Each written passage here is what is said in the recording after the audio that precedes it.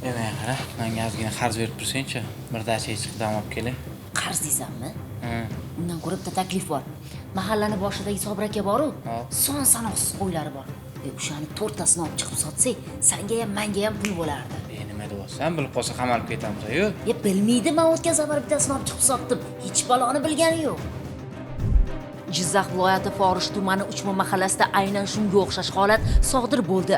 Ya'ni 2025-yilning yoz oylaridan boshlab xonadonlardan birin-ketin chorva mollari yo'qola boshladi. Bizga taqdim etilgan ma'lumotlarda aytilishicha, ushbu o'g'irlikni 2005-yilda tug'ilgan yosh yigit boshchiligidagi guruh sodir etgan.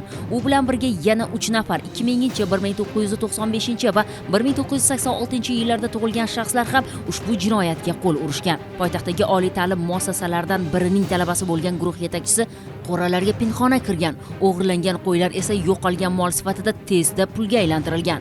Aniqrog'i, sherigi ushbu o'g'irlik chorva mollarini sotib olib, qo'ylarni o'sha kunning o'zidayoq mahalladosh haydovchilarni yollagan holda boshqa bir tumandagi chorva mollari bozoriga olib borib, foyda bilan sotgan. Shuningdek, avgust oyida yana bir xonadondan 4 bosh qo'y va 1 bosh echki yo'qolgan.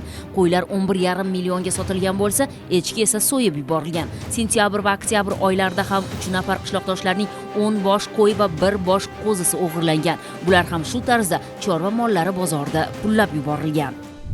Tezkor tadbirlar davomida ichki ishlar organlari xodimlari tomonidan o'g'irlangan 2 bosh qo'ylar Arnasoy tumanida gumonlanuvchilardan birining akasidan xolislar ishtirokida hujjatlashtirib olindi. O'g'irlangan qo'ylarni tashishda foydalanilgan avtomashina esa jarima maydonchasiga joylashtirildi. Mazkur holat yuzasidan Forish tumani ichki ishlar bo'limi huzuridagi tergov guruhi tomonidan O'zbekiston Respublikasi Jinoyat kodeksining 169-moddasi 2-qismi G bandi bilan jinoyat ishi qo'zg'atilgan. Ayni paytda tergov harakatlari davom etmoqda.